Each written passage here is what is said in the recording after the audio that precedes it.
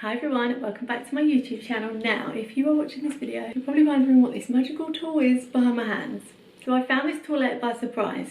But before I tell you, it does a better job than this, these, and these. Because I found the best tool ever for putting on skin makeup. So are you ready? It is a powder kabuki brush. Normally used for powder. This is amazing for liquid. So what's great about it, I use the tiniest bit of product. It makes your skin look like it's airbrushed. And you can buff so many things into the skin with it. So the bristles are longer than in a short head blender, which means that it spreads out a bit more. This can sometimes drag the product. It's obviously way more blendable than a foundation brush, and it's much denser than a normal blending brush. It also has rounded edges for such good blend. Let me show you the difference between a foundation brush and this for applying.